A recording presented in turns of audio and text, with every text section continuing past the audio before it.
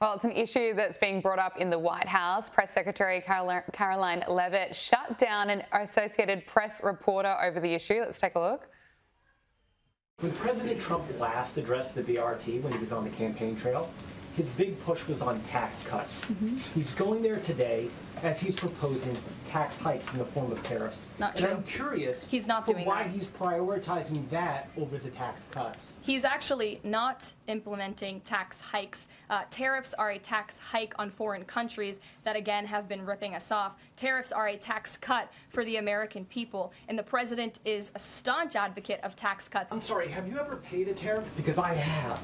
That's They it. don't get charged on foreign companies, they get charged on the importers. And ultimately, when we have fair and balanced trade, which the American people have not seen in decades, as I said at the beginning, revenues will stay here, wages will go up, and our country will be made wealthy again. And I think it's insulting that you're trying to test my knowledge of economics and the decisions that this president has made. I'm now regret giving a question to the Associated Press.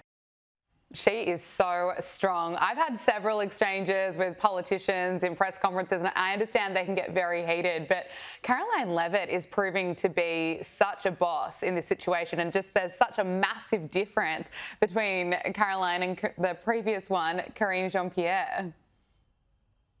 Oh my gosh, Karine Jean-Pierre. Honestly, we did give her a lot of hate. She did an okay job considering that the president that she was representing was a literal potato. So now we know the facts that Joe Biden was basically senile. So I'll give her a little bit of credit, but Caroline Leavitt is just night and day difference. It's so much better. She goes up there and she commands the room. She's not just using a binder and scripted answers for everything. She's actually speaking extemporaneously because she's smart. And that's the difference, is that we have people that are not afraid to speak out against these journalists like the Associated Press that are trying to attack them about their knowledge on tariffs.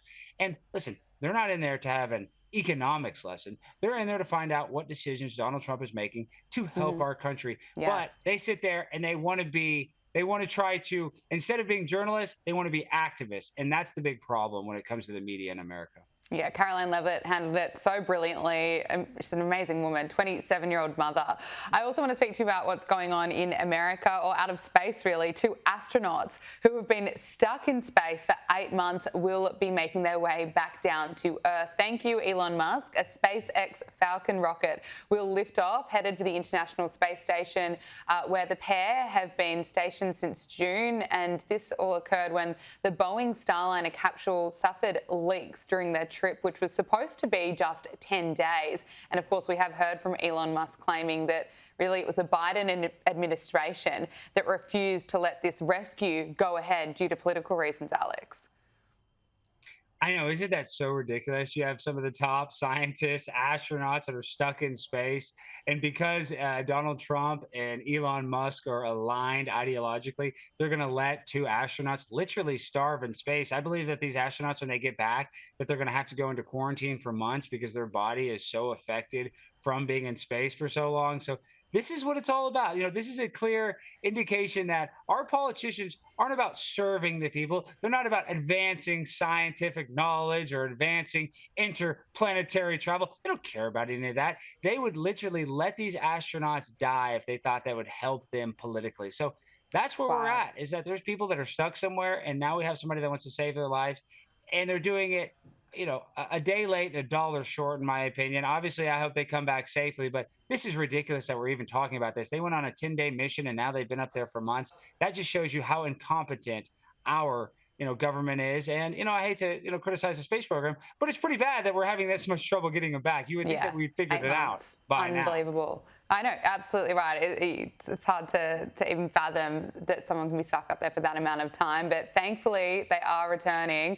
I also want to talk to you about the controversial issue of biological men in women's sports. It was interesting hearing Gavin Newsom, California's governor, come out for the first time saying that it's actually unfair. I want to get your reaction as to why he's saying that now. He had plenty of time to say it over the past several years.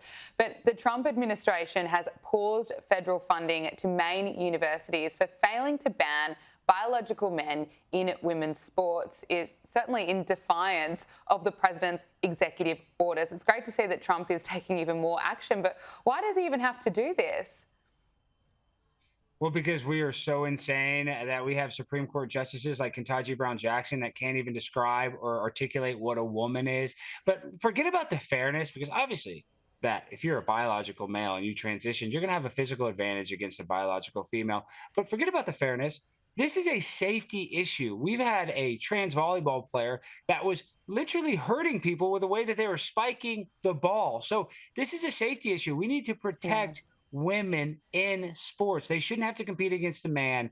And I'm so happy that we have a president in Donald Trump that is actually doing something to stop this and helping women. And that's what I noticed too. Gabriella, I was recently at a women's march for International Women's Day. And you know who was leading that march? It was transgenders. It was a bunch of transgender women. I couldn't believe that's where women, need to get their guidance from at a women's march is from a few transgenders that have gender dysphoria. So, if you're an adult, you want to be transgender, that's great, but you shouldn't get the opportunity in high school to compete against biological females. It just doesn't make sense. No. And finally, we are getting some common sense from Gavin Newsom, but now he's getting backlash from it from the LGBTQI plus community. So we'll see how other Democrats, whether they're going to come on board with his position as well, or if they're going to keep trying to be as woke as possible. But Alex, there's been a big case that you are involved in. You filed a federal civil rights lawsuit in 2022 against Dallas County Commissioner John Price, Dallas County Judge Clay Jenkins, and a trio of county marshals after you were removed, essentially kicked out from a meeting from the Dallas County Commissioner's Court. We have that vision of you getting thrown out. Let's take a look. Faces, professors, ex-boyfriends. Excuse me. Yeah. You're not allowed to admonish members of this court.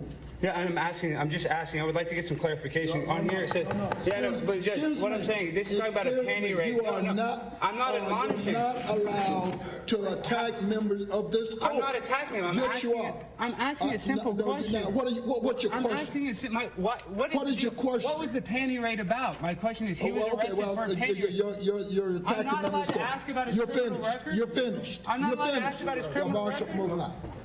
I'm not allowed to ask You're about his out. criminal. You're He's a finished. panty raider. He's You're a finished. murderer. You're finished. Okay. Wow, so you were essentially kicked out for seeking clarification about allegations about Jenkins, who was running for re-election at the time. So you've been arguing that this really violates your free speech as well as the court's own rules. Has a verdict been handed down?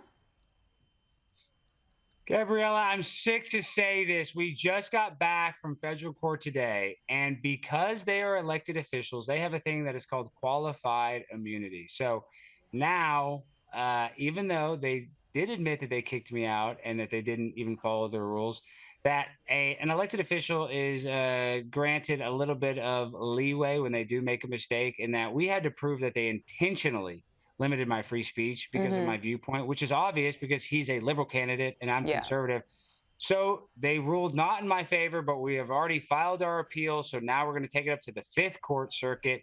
So the journey still goes on. It's been a 3-year journey, and all they have to do is let me speak for 3 minutes. I've sued a lot of other jurisdictions. I've sued New York in one. I've sued Plano, Texas in one. And, the county judge, they do not want to let me win. So sadly, on a technicality, they did win this one, but we're appealing that. So stay tuned. My fight for free speech is not just for me. It's for other Americans that should have the ability to go and publicly criticize officials and bring up any sort of, skeletons in their closet and be able to say that in a meeting. And that's what they limited me from doing. They didn't want me to bring up the rumors, not rumors, the arrest for trespassing in a woman's dorm. It's a long story, very complicated, but at the end of the day, they didn't like my viewpoint. They limited my ability to speak, and we're still fighting it. So the fight goes on. Well done for fighting it, and it's already been a long road and you're going to keep fighting. And is that why it's not just about this case? You're really fighting for free speech here. Well, 100%, because like I said, I'm not trying to virtue signal. I'm not doing this for you. I don't care if you're conservative. I don't care if you're liberal. We should be able to go and criticize our elected officials, and they shouldn't have this thing called qualified immunity where they can just kick you out and say, oopsie poopsie, I did it on a mistake. So we need to hold our elected officials accountable, and we need to make our elected officials realize that they are voted on and they are elected to work for us. and not the other way around. They're not meant to go to these meetings and work against us and limit our ability to speak freely. So sadly, the First Amendment did take a loss today, but the fight goes on. We're going to take it up to a higher court, and we are definitely eligible for the appeal. So just stay tuned. The journey, sadly, I thought I was going to get some closure today, but it looks like the fight must go on. Well, appreciate you giving us the update. Keep fighting, Alex Stein. It's so good to speak with you. Thanks for joining us on Power Hour. Thank you so much. I really appreciate you guys always having me on.